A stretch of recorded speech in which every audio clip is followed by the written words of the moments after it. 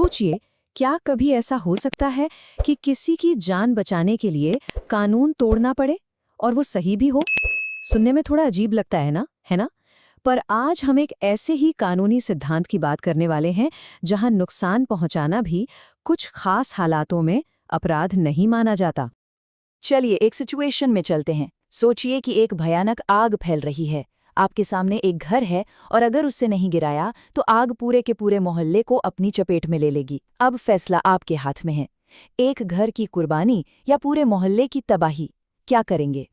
तो ये जो दुविधा है ना, इसी को कानून की भाषा में कंपीटिंग हार्म्स कहते हैं।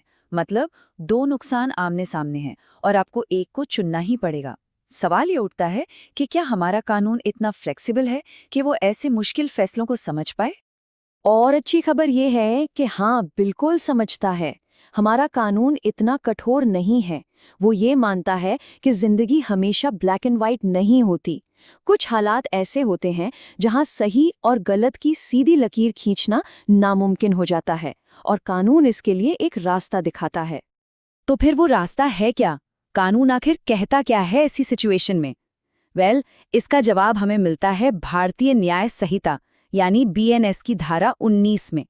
और इसी को कहते हैं आवश्यकता का सिद्धांत या डॉक्ट्रिन ऑफ नेसेसिटी। ये सिद्धांत बहुत सीधा सा है। ये कहता है कि अगर किसी बहुत बड़े नुकसान को रोकने के लिए कोई छोटा नुकसान करना जरूरी हो जाए और ऐसा करने के पीछे कोई गलत इरादा ना हो तो उसे अपराध नहीं माना जाएगा। मतलब ये एक तरह से लेसर ऑफ टू इविल्स चुनने का कानूनी हक देता है। और ये सिर्फ किताबों की बात नहीं है, ये असल जिंदगी में काम आता है। सोचिए उस डॉक्टर के बारे में जिसे किसी की जान बचाने के लिए इमरजेंसी में कोई अंग काटना पड़ता है, या वो फायर फाइटर जो आग फैलने से रोकने के लिए कोई दीवार गिराता है। ये कानून उन सभी लोगों के लिए एक सुरक्षा कवच की तरह है जो दबाव में ऐसे मुश्किल जान बचाने वाले फैसले लेते हैं। लेकिन यहाँ एक पेंच है। ऐसा नहीं है कि कोई भी कुछ भी करके कह दे कि ये तो जरूरी था। नहीं, इस डिफेंस को इस्तेमाल करने के लिए कानून ने एक बहुत सख्त चेकलिस्ट बनाई है और हर एक शर्त को पूरा करना पड़ता है। और ये चेकलिस्ट कोई मजाक नहीं है, ये ऑल और नथिंग वाला मामला है। मतलब अगर एक भी शर्त रह गई तो ये पूरा डिफेंस बेकार हो जाएगा। तो चलिए एक एक करके इन शर्तों को समझते हैं। तो सबसे पहली शर्त, आपको ये पता होना चाहिए कि आपके एक्शन से नुकसान हो सकता है, ये कोई एक्सीडेंट नहीं है। दूसरी शर्त, आपका इरादा क्रिमिनल नहीं होना चाहिए। मतलब मकसद नुकसान पहुंचाना नहीं बल्कि बड़े नुकसान को रोकना होना चाहिए। और तीसरी, आपने ये काम गुड फेथ में यानी पूरी ईमानदारी और सावधानी से किया हो, लापरवाही से नहीं। और अब आती है सबसे सबसे जरूरी शर्त, प्रोपोर्शनैलिटी यानी अनुपातिकता। इसका मतलब बहुत सिंपल है, जो नुकसान किया गया है वो उस नुकसान से कहीं ज्यादा छोटा होना चाहिए जिसे रोका गया है। जैसे एक खिड़की का शीशा बचाने के लिए आप पूरी बिल्डिंग तो नहीं गिरा सकते हैं ना, बस वही बात है। थ्योरी तो समझ ली, पर असल दुनिया में, कोर्ट रूम में ये सिद्धांत कैसे काम करता है? चलिए कुछ असली केस देखते हैं जहां ये फैसले सिर्फ कागज पर नहीं बल्कि जिंदगी और मौत के सवाल थे। एक बहुत पुराना केस है 1944 का, एम्परर वर्सेस अब्दुल हमीद। इसमें हुआ ये कि एक हिंसक भीड़ बेकाबू हो रही थी और पुलिस को गोली चलानी पड़ी। मामला कोर्ट पहुंचा। कोर्ट ने माना कि अगर पुलिस ऐसा नहीं करती तो एक बहुत बड़ी सार्वजनिक तबाही हो सकती थी। तो यहां पुलिस की कार्रवाई को आवश्यकता के सिद्धांत के तहत सही माना गया। लेकिन इस सिद्धांत की एक लक्ष्मण रेखा भी है, एक लिमिट है, और वो हमें एक बहुत ही मशहूर और दुखद केस से समझ आती है, R versus Dudley and Stephens. इसमें कुछ नाविक जहाज टूटने के बाद समुंदर में फंस गए और जिंदा रहने के लिए उन्होंने अपने ही एक साथी केबिन बॉय को मारकर खा लिया। सवाल ये था, क्या जिंदा रहने की आवश्यकता हत्या को सही ठहरा सकती है? कोर्ट का फैसला बिल्कुल साफ था और एक मिसाल बन गया। जवाब था नहीं, जिंदा रहने की जरूरत किसी बेगुनाह की जान लेने का अधिकार नहीं देती। आवश्यकता का सिद्धांत हत्या जैसे घिनौने अपराधों पर लागू नहीं हो सकता। कानून कुछ नैतिक लकीरों को कभी पार करने की इजाजत नहीं देता। अच्छा, एक बात और क्लियर कर देते हैं, ये जो आवश्यकता का सिद्धांत है ये कोई बिल्कुल नई चीज नहीं है। जो नया भारतीय न्याय संहिता यानी BNS है, उसने बस पुराने IPC की धारा 81 को ही एक नए आधुनिक रूप में धारा 19 में जगह दी है। मतलब कानून का जो मूल सिद्धांत है वो बदला नहीं है। तो इन सब बातों का, इन केस स्टडीज का, इस पूरे सिद्धांत का बड़ा मतलब क्या है? ये हमें कानून, नैतिकता और न्याय के बारे में आखिर क्या सिखाता है? ये हमें सिखाता है कि कानून सिर्फ पत्थर पे लिखी लकीरें नहीं है। ये कोई मशीन नहीं है जो सिर्फ नियमों के हिसाब से चलती है, बल्कि ये एक ऐसी व्यवस्था है जो इंसानियत को, प्रैक्टिकल जस्टिस को सबसे ऊपर रखती है।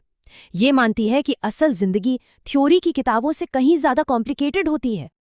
आखिर में ये सिद्धांत एक बहुत बड़ा आइडिया हमारे सामने रखता है, वो ये कि क्रिमिनल लॉ सिर्फ नियमों की अंधी गुलामी नहीं है, बल्कि ये इंसानी सूझबूझ, ज़रूरत और नैतिक संतुलन से चलने वाला एक सिस्टम है। और यही शायद हमें उस सवाल के और करीब ले जाता है कि जब नियम और नैतिकता टकराते हैं तो न्याय का असली चेहरा क्या होता है। ये भारतीय न्याय संहिता की धारा 20 के बारे में है, जो ये कहती है कि एक बहुत छोटा बच्चा कानूनी तौर पर कोई अपराध कर ही नहीं सकता। ठीक है, तो चलिए इसे जरा और गहराई से समझते हैं। चलिए एक सीधी सीधी स्थिति से शुरुआत करते हैं। जरा सोचिए, एक 6 साल का बच्चा है, उसे एक भरी हुई बंदूक मिल जाती है और गलती से गोली चल जाती है, जिससे कोई घायल हो जाता है। क्या हमारी कानूनी प्रक्रिया उस बच्चे को एक अपराधी मान सकती है? इसका जवाब है बिल्कुल नहीं। भारतीय कानून के तहत उस बच्चे पर कोई भी आपराधिक मामला नहीं चलाया जा सकता। ये एक चौंकाने वाला लेकिन एकदम साफ जवाब है, और यही आज हमारी बातचीत का मेन पॉइंट है। तो इस कानूनी ढाल के पीछे आखिर है क्या? इसे एक खास कानूनी सिद्धांत में समझाया गया है, जिसे डॉली इन कैपेक्स कहते हैं। चलिए अब इस सिद्धांत को जरा खोलकर समझते हैं। डॉली इन कैपेक्स ये एक लैटिन टर्म है जिसका सीधा सा मतलब है अपराध करने में असमर्थ। मतलब कानून ये मानकर चलता है कि एक छोटा बच्चा कोई भी अपराध करने के लिए जो जरूरी दिमागी इरादा होता है, जिसे मेंस रिया कहते हैं, वो बना ही नहीं सकता। ध्यान दीजिए, ये कोई बचाव नहीं है, बल्कि एक पक्की धारणा है। यही इस पूरे आइडिया का निचोड़ है। कानून ये नहीं कहता कि बच्चा निर्दोष हो सकता है, बल्कि ये कहता है कि वो अपराध करने में पूरी तरह से असमर्थ हैं। ये एक बहुत बड़ा फर्क है। उसे पूर्ण प्रतिरक्षा या एब्सोल्यूट इम्यूनिटी मिलती है। और ये कोई ऐसा वैसा पुराना नियम नहीं है जिसे भुला दिया गया हो। ये हमारे नए क्रिमिनल लॉ यानी भारतीय न्याय संहिता 2023 की धारा 20 में साफ साफ लिखा हुआ है। और ये सामान्य अपवाद या जनरल एक्सेप्शंस वाले चैप्टर में है, जिसका मतलब है कि ये उन स्थितियों में से एक हैं जहां कोई आपराधिक जिम्मेदारी बनती ही नहीं है। तो सवाल ये उठता है कि कानून बनाने वालों ने ऐसा नियम बनाया क्यों? इसके पीछे की सोच क्या है? चलिए अब देखते हैं कि कानून एक छोटे बच्चे के दिमाग को कैसे समझता है। देखिए, कानून ये मानकर चलता है कि 7 साल से कम उम्र के बच्चे में वो मानसिक समझ होती ही नहीं है। वो अपने काम के नतीजों को नहीं समझ सकता, उसे सही और गलत में फर्क नहीं पता होता, और अक्सर वो बस नकल या अचानक आए किसी विचार पर काम करता है। इसलिए कानून का इरादा सजा देना नहीं, बल्कि उसे प्रोटेक्ट करना है। किसी भी काम को अपराध मानने के लिए समझिए कि 3 पिलर होने जरूरी हैं। पहला है एक्टस रियस, यानी वो गलत काम जो किया गया। दूसरा है मेंस रिया, यानी उस काम को करने का गलत इरादा। और तीसरा जो सबसे जरूरी है वो है क्षमता, यानी गलत इरादा बनाने की दिमागी काबिलियत। और यहीं पर सेक्शन 20 तस्वीर में आता है। ये तीसरे पिलर यानी क्षमता को पूरी तरह से गिरा देता है। कानून कहता है कि अगर किसी में आपराधिक इरादा बनाने की काबिलियत ही नहीं है, तो पहले 2 पिलर का कोई मतलब ही नहीं रह जाता। बिना क्षमता के कोई अपराध हो ही नहीं सकता। तो ये सिद्धांत असल जिंदगी में काम कैसे करता है? ये नियम कितना सख्त है? चलिए देखते हैं कि ये नियम कितना पक्का और अटूट है। इस नियम को लागू करने की शर्तें बहुत सीधी और सख्त हैं। आरोपी की उम्र 7 साल से 1 दिन भी कम होनी चाहिए। काम कितना भी गंभीर क्यों ना हो, चोरी, हमला या उससे भी बुरा, इससे कोई फर्क नहीं पड़ता। और सबसे जरूरी बात यह है कि कोई भी अदालत में यह साबित करने की कोशिश नहीं कर सकता कि नहीं जी, ये बच्चा तो अपनी उम्र के हिसाब से ज्यादा समझदार है। ये धारणा अटूट है, इसे चैलेंज नहीं किया जा सकता। आइए अपने पहले वाले उदाहरण पर वापस चलते हैं। 6 साल का बच्चा बंदूक चलाता है और किसी की मौत हो जाती है। काम का नतीजा तो भयानक है। लेकिन कानून का फैसला एकदम साफ है, इसे अपराध नहीं माना जाएगा। बच्चे को धारा 20 के तहत पूरी सुरक्षा मिली हुई है। अब एक और उदाहरण देखिए। एक 5 साल का बच्चा जानबूझकर दुकान से पैसे उठाता है। यहाँ ऐसा लग सकता है कि उसे पता है कि वो क्या कर रहा है। फिर भी कानून का फैसला वही रहेगा, ये अपराध नहीं है। इस उम्र में बच्चे का ज्ञान या उसका इरादा पूरी तरह से बेमानी हो जाता है। कानून सिर्फ एक चीज देखता है और वो है उम्र। अब जो बात इसे और भी दिलचस्प बनाती है वो ये है कि ये कोई नया विचार नहीं है। जो नियम पहले इंडियन पीनल कोड यानी आईपीसी की धारा 82 में था, वही अब बिना किसी बदलाव के भारतीय न्याय संहिता यानी बीएनएस की धारा 20 में है। ये दिखाता है कि ये सिद्धांत हमारी न्याय प्रणाली का एक बहुत ही मजबूत और जरूरी हिस्सा रहा है। तो आखिर में ये सब हमें बताता क्या है? ये नियम सिर्फ एक कानूनी औपचारिकता से कहीं ज्यादा है। ये हमारे क्रिमिनल जस्टिस सिस्टम के दिल में बसी करुणा और समझ के बारे में है। धारा 20 हमें याद दिलाती है कि न्याय का मतलब सिर्फ किसी गलत काम की सजा देना नहीं है। सच्चा न्याय तब होता है जब कोई व्यक्ति नैतिक रूप से भी उस काम के लिए दोषी हो, और एक छोटा बच्चा नैतिक रूप से दोषी हो ही नहीं सकता। इस कानून की जड़ें बहुत गहरी हैं। ये प्राकृतिक कानून के विचारों, बाल मनोविज्ञान की समझ और इस विश्वास पर आधारित है कि सजा का मकसद सुधार करना होना चाहिए, बदला लेना नहीं। और हम इसी शक्तिशाली विचार के साथ अपनी बात खत्म करते हैं।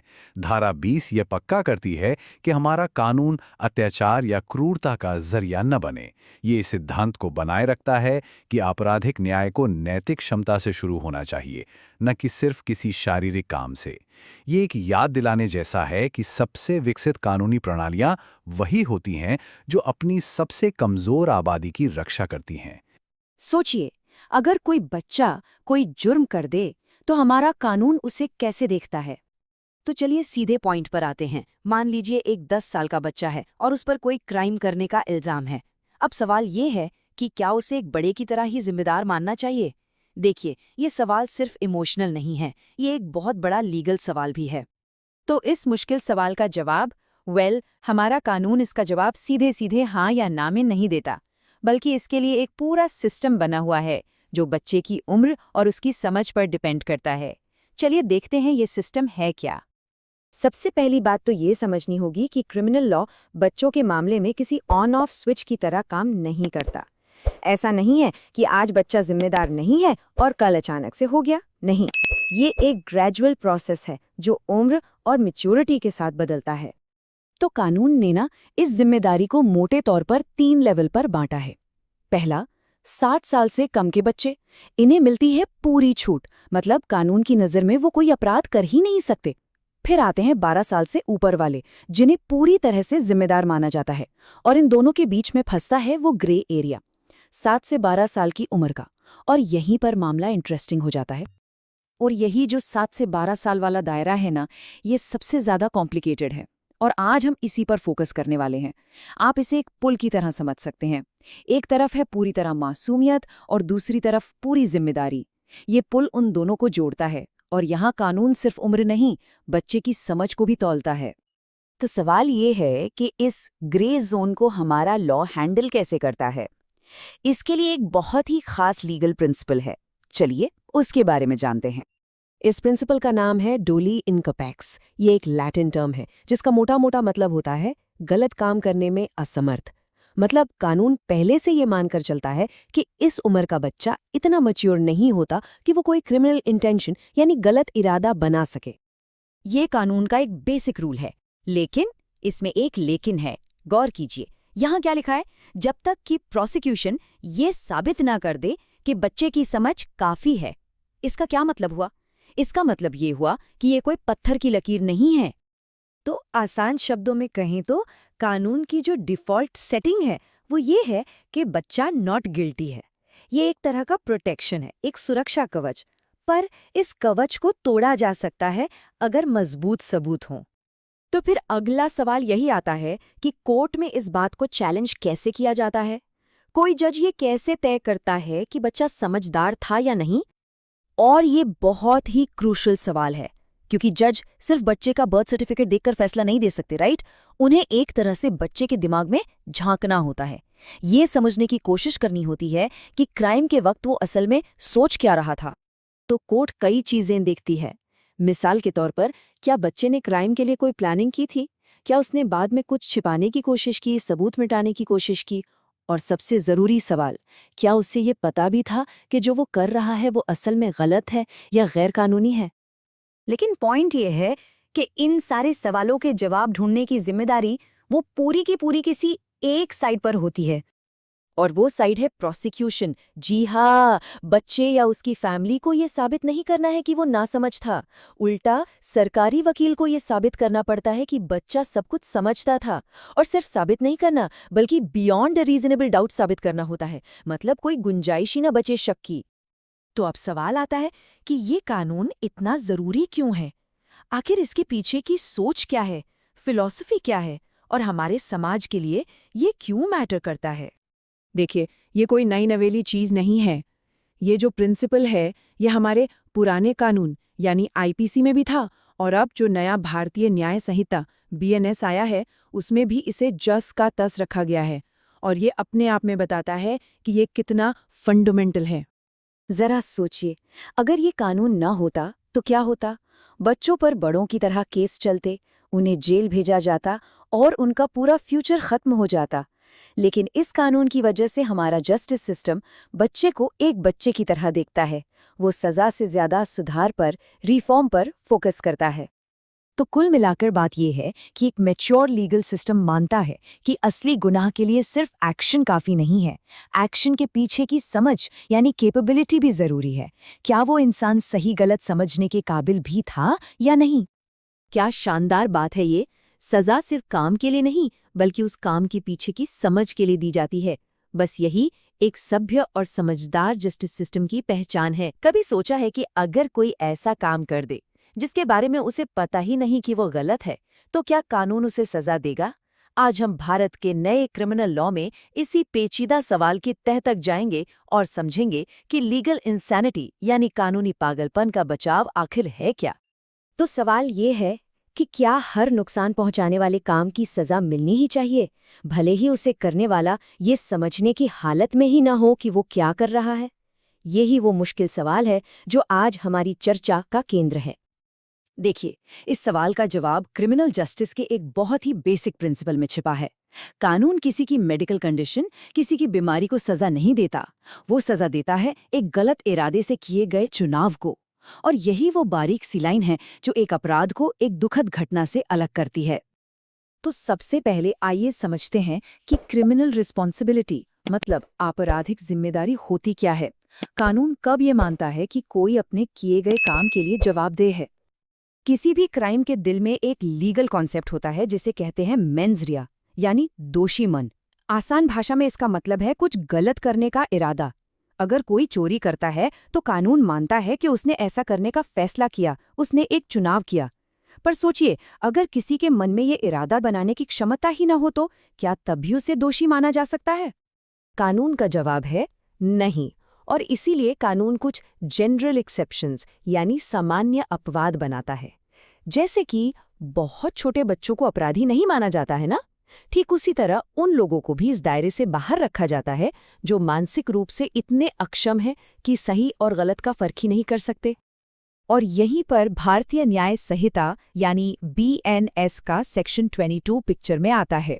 यही वो कानून है जो भारत में लीगल इंसैनिटी के डिफेंस को डिफाइन करता है। अब एक मजेदार बात ये है कि नए कानून बीएनएस में ये सेक्शन 22 है, जो पुराने आईपीसी में सेक्शन 84 हुआ करता था। मतलब सेक्शन नंबर बदल गया है, लेकिन कानून की आत्मा, उसका जो कोर प्रिंसिपल है, वो बिल्कुल वही है। इसका मतलब ये हुआ कि दशकों पुराने कोर्ट के फैसले आज भी इस कानून को समझने के लिए उतने ही जरूरी हैं। तो ये सेक्शन 22 आखिर कहता क्या है? देखिए, ये 2 शर्तें रखता है। पहली, कि जिस वक्त अपराध हुआ उस वक्त वो व्यक्ति अनसाउंड माइंड यानी विकृत चित्त था। और दूसरे, कि इस हालत की वजह से वो ये नहीं समझ पा रहा था कि वो कर क्या रहा है, या फिर उसे ये नहीं पता था कि जो वो कर रहा है वो गलत है। और ये जो और शब्द है ना, इस पर ध्यान देना बहुत जरूरी है, क्योंकि दोनों शर्तों का पूरा होना जरूरी है। और यहीं पर सबसे बड़ा कंफ्यूजन होता है मेडिकल इंसैनिटी और लीगल इंसैनिटी में फ़र्क। देखिए, किसी डॉक्टर का ये कहना कि कोई व्यक्ति मानसिक रूप से बीमार है, ये एक बात है, लेकिन अदालत में उसे कानूनी तौर पर इनसेन साबित करना, ये बिल्कुल अलग और बहुत मुश्किल चीज़ है। मतलब सिर्फ ये कह देना कि किसी को कोई मानसिक बीमारी है, ये उसे अपराध के आरोप से नहीं बचा सकता। तो फिर अगर किसी को अदालत में ये डिफेंस लेना है तो उसे साबित क्या क्या करना पड़ता है? आइए एक एक करके इन शर्तों को देखते हैं। इस डिफेंस को साबित करने के लिए कुछ बहुत ही सख्त शर्तें हैं। पहली बात, ये साबित करना होगा कि अपराध करने के ठीक उसी पल, उसी क्षण व्यक्ति की मानसिक हालत ठीक नहीं थी, न 1 मिनट पहले न 1 मिनट बाद। और सबसे अहम बात, इसे साबित करने का बोझ सरकार पर नहीं बल्कि खुद आरोपी पर होता है। कानून हमेशा ये मानकर चलता है कि हर कोई मानसिक रूप से स्वस्थ है। लेकिन यहाँ एक बहुत बड़ा ट्विस्ट है, जहाँ प्रोसिक्यूशन यानी सरकारी पक्ष को अपराध को बियॉन्ड रीजनेबल डाउट, मतलब लगभग 100% साबित करना होता है, वहीं बचाव पक्ष को ये डिफेंस सिर्फ प्रीपोंडरेंस ऑफ प्रोबेबिलिटीज के आधार पर साबित करना होता है। मतलब बस ये दिखाना होता है कि 50% से ज्यादा चांस है कि आरोपी उस वक्त कानूनी रूप से पागल था, और ये सबूत के भार में बहुत बड़ा अंतर है। खैर, थ्योरी तो अपनी जगह है, पर असल दुनिया में, कोर्ट रूम में इन केसों को कैसे हैंडल किया जाता है, आइए कुछ बहुत जरूरी केस स्टडीज पर नजर डालते हैं। एक बहुत ही लैंडमार्क केस है श्रीकांत भोसले का। ये उन बहुत कम मामलों में से एक है जहां पागलपन का बचाव सुप्रीम कोर्ट तक गया और सफल भी हुआ। इस केस में हुआ ये कि श्रीकांत भोसले नाम के व्यक्ति को पैरानॉइड सिजोफ्रेनिया की एक लंबी और डॉक्यूमेंटेड मेडिकल हिस्ट्री थी। उसने अपनी पत्नी की हत्या कर दी, लेकिन पुलिस को कोई मोटिव, कोई वजह नहीं मिली। हत्या के बाद उसका बर्ताव भी बहुत अजीब था, वो बस शांत बैठा रहा जैसे कुछ हुआ ही ना हो। तो कोर्ट ने इन सब कड़ियों को जोड़ा, उसकी मेडिकल हिस्ट्री, मोटिव का ना होना और उसका अजीब बर्ताव, और सुप्रीम कोर्ट इस नतीजे पर पहुंचा कि अपराध के वक्त वो कानूनी तौर पर इनसेन था। अब सिक्के का दूसरा पहलू देखते हैं। एक और बहुत अहम केस है दया भाई ठक्कर का, जिसने ये तय किया कि सबूत का भार कितना ज्यादा मायने रखता है। इस मामले में आरोपी ने पागलपन का दावा तो कर दिया, लेकिन वो अपने दावे के पक्ष में कोई भी ठोस सबूत नहीं दे पाया। नतीजा, कोर्ट ने उसके डिफेंस को पूरी तरह खारिज कर दिया। ये केस एक बहुत ही कड़ा संदेश देता है, सिर्फ दावा कर देना काफी नहीं है, आपको उसे साबित भी करना पड़ेगा। तो फिर सवाल ये उठता है कि अदालतें आखिर फैसला लेती कैसे हैं? वो किन चीजों पर गौर करती हैं जब कोई पागलपन का बचाव लेता है? चलिए कुछ उदाहरणों से समझते हैं, इससे बात बिल्कुल साफ हो जाएगी। मान लीजिए कोई व्यक्ति किसी वहम के चलते सामने वाले को राक्षस समझकर मार देता है, तो हो सकता है उसे इस कानून का बचाव मिल जाए। लेकिन अगर कोई पूरी प्लानिंग के साथ कोई अपराध करता है और फिर सबूत छुपाने की कोशिश करता है, तो ये दिखाता है कि उसे पता था कि वो जो कर रहा है वो गलत है, और ऐसे में ये बचाव बिल्कुल भी लागू नहीं होगा। तो आखिर में ये सब इतना मायने क्यों रखता है? इस कानून के पीछे बड़ा मकसद क्या है? इसकी नैतिक वजह क्या है? इसके बारे में एक बहुत अच्छी बात कही गई है। ये जो कानून है, ये क्रिमिनल लॉ की अंतरात्मा है। ये इस बात को पक्का करता है कि सजा एक तर्कसंगत सोच और चुनाव को मिले, किसी के पागलपन या बीमारी को नहीं। इसलिए ये समझना बहुत जरूरी है कि सेक्शन 22 कोई लूप होल या कानून से बचने का कोई आसान तरीका नहीं है, बल्कि ये एक तरह का सुरक्षा कवच है जो ये पक्का करता है कि हमारा जस्टिस सिस्टम तर्क पर चले और मानवीय बना रहे।